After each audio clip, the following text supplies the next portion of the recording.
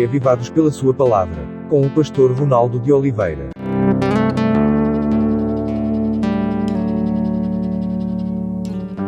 Olá, que bom que você está aí para começarmos bem o dia com a palavra de Deus, mais um capítulo da Bíblia no seu programa Reavivados por Sua Palavra da TV Novo Tempo. Todos os dias estamos aqui com você na telinha, às 7 horas da manhã, passando mais um capítulo para podermos aprender e crescer espiritualmente. É muito importante que você esteja sempre aqui conosco. Muito bem, nós estamos no capítulo 2 de Juízes. Já acabamos o livro de Josué, começamos ontem o livro de Juízes e vimos tanta coisa interessante sobre o livro. Infelizmente, esse livro vai contar uma triste história, que é a história de que o povo se dividiu. O povo deixou de ser um povo só e até começaram a brigar entre eles mesmos e tomavam as batalhas sozinhos, não é? Duas tribos se juntavam e iam lá resolver os assuntos, mas esse não é o problema maior. O problema maior é que eles se juntaram a outros deuses. E aí a coisa realmente não foi boa. No capítulo anterior nós vimos rapidamente, várias tribos que não conquistaram algumas terras, que permitiram que estes inimigos vivessem ali, e eles foram muitas vezes admoestados: não deixe esse inimigo ficar. Moisés falou isso, não fique ninguém. Josué também falou isso, não é? Mas eles deixaram, talvez porque estavam acomodados, e dessa forma esta visão espiritual deles essa visão começou a entrar na vida do povo de Israel. E a palavra aparece aqui, eles estão se prostituindo com outros deuses.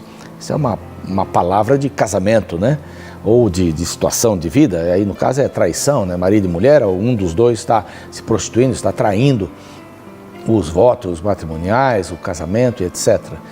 Então é uma linguagem matrimonial. Por quê? Porque Deus é um marido traído que não desistiu da esposa, que era o seu povo, depois a igreja. E no Apocalipse nós encontramos várias menções sobre isso, a mulher prostituta, é aquela mulher que realmente se afastou de Deus e está fazendo coisas que não deveria, coisas espirituais, não só questões de moral, adultério em si, físico, mas adulterando a palavra do Senhor. Então tem essa figura de mulher que é a igreja, não é? E Deus não desiste deste casamento, é um exemplo para nós, Ele não desiste desse casamento, ele vai atrás da esposa. E tem ido atrás de mim, tem ido atrás de você. Não desista, gente. Em hipótese alguma ele desiste da gente.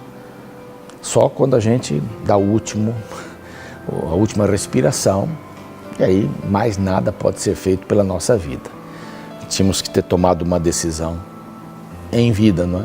A morte é um sono, e aí vem o prêmio ou a destruição depois disso. Bom, aqui no capítulo 2 aparece um anjo do Senhor. Você já viu que essa linguagem, anjo do Senhor, aparece em vários lugares. Ela se refere geralmente, e aqui nós vamos interpretar desta forma, a Deus que vem em forma do Filho. O anjo do Senhor aparece. E então, ele vai dizer algumas coisas aqui. Verso 2 diz: do Egito vos fiz subir e vos trouxe à terra, sob juramento havia prometido a vossos pais. Eu disse: nunca invalidarei a minha aliança convosco. Palavra de Deus. Não vou invalidar a minha aliança. Ela está firme. Eu disse, e eu, o Senhor, não mudo. Verso 2. Vós, porém, não fareis aliança com os moradores desta terra. Antes derribareis os seus altares, contudo não obedecestes a minha voz. E o que é isso que vocês fizeram? Eu não falei para vocês não adorarem os deuses dos outros? Mas vocês quebraram essa nossa aliança. Eu faço aliança e vocês quebram, Então aqui, pelo que também eu não vou expulsar diante de vocês essas pessoas. Por quê? Vou usá-las para que vocês possam ter um corretivo. Elas vão estar aí e vocês decidiram isso, eu vou respeitar a decisão de vocês. Mas elas serão um grande prejuízo para vocês. Sem dúvida nenhuma serão um grande prejuízo. O verso 4 diz assim: sucedeu que, falando o anjo do Senhor essas palavras a todos os filhos de Israel, levantou-se o povo à sua voz e chorou. Houve ali um arrependimento, isso era uma constância.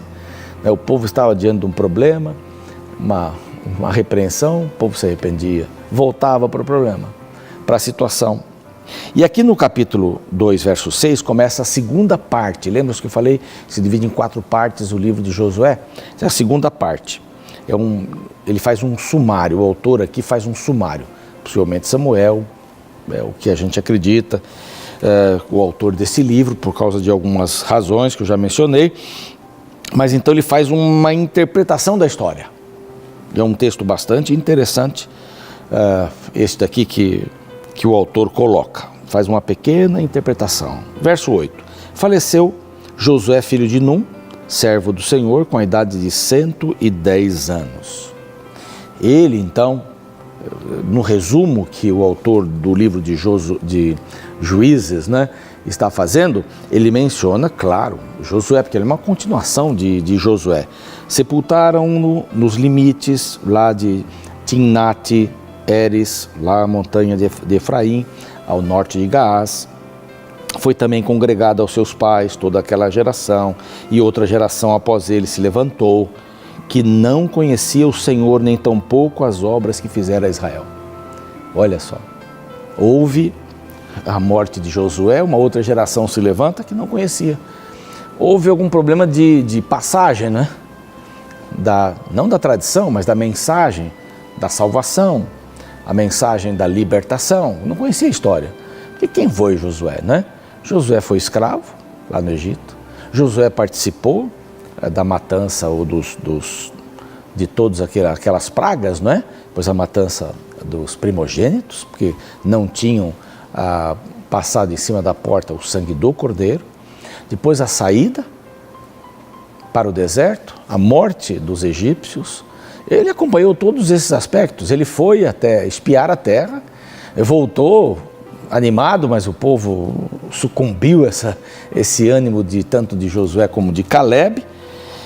E finalmente ele morre e depois vem uma geração que fez tudo errado. Não deram sequência àquele sermão bonito que ele fez no capítulo 23 de Josué. Depois dá uma olhadinha lá, Coloque a lei do Senhor no seu coração e tal. Então fizeram os filhos de Israel, verso 11, o que era mal perante o Senhor, pois serviam aos Baalins, que eram as imagens de Baal, Dois deuses eram adorados por eles. O verso 13 diz: Baal e Astarote deixaram o Senhor e serviram Baal e Astarote. Esses eram deuses que eram adorados porque acreditava-se que eles eram deuses da fertilização, da fecundação, da vida, da chuva, do sol, do início da vida do ser humano, da fecundação, da fertilização das plantas. Então, quando alguma coisa não estava saindo bem na colheita, que a colheita era tudo para eles, eram pessoas que viviam da agricultura, da pecuária. Então, era o Deus que estava zangado por alguma coisa que eles tinham feito e etc, etc. E o povo de Israel, com tanta sabedoria que Deus havia dado, se une a estas pessoas, agropastoris, para aprender os segredos da terra. O povo de Israel era um povo nômade, eles não estavam acostumados a plantar, a colher, porque eles não paravam em lugar nenhum, Agora eles estavam estabelecidos, tinham lá o seu quinhão, tinham lá a sua porção de terra, muita terra boa e fértil, como nós já vimos em capítulos anteriores. E como eles não sabiam plantar, foram até os moradores mais antigos dali, os cananeus, e estes os ensinaram a plantar. Só que plantar para o cananeu, plantar para aquele que adorava Baal, Astarote, era como se fosse um culto, porque esses deuses tinham uma certa interferência naquilo que era colhido, como era plantado e etc. E eles aprenderam a fazer as mesmas coisas que esses cananeus faziam em relação a esses deuses. Ora, quem manda a chuva, quem manda o sol é o Senhor Deus do universo. Mas foram buscar em outro lugar. E aconteceu várias vezes que Deus, então, suscitava juízes para repreender este povo. Esses juízes livravam o povo, eram heróis, como eu já disse aqui no capítulo anterior. Eles livravam o povo daqueles aqueles povos que ficaram ali e que dominavam sobre o povo de Israel, escravizavam o povo de Israel. O juiz ia lá e libertava, aí eles viviam bem até a morte desse juiz. Aqui diz no verso 19, sucedia, porém, que falecendo o juiz, reiniciavam e se tornavam piores que os seus pais. Quer dizer, não aprenderam a lição deixada pelos outros. Que você possa fazer boas escolhas na sua vida e possa seguir o Senhor em qualquer circunstância e situação. Vamos orar? Pai bondoso, colocamos de novo a nossa vida nas Tuas mãos e queremos seguir as Tuas orientações. Não queremos adorar os Baais e os Astarotes de hoje. Nós queremos adorar ao Senhor somente e cumprir a Tua palavra em nossa vida por Jesus. Amém. Obrigado. Até o nosso próximo encontro.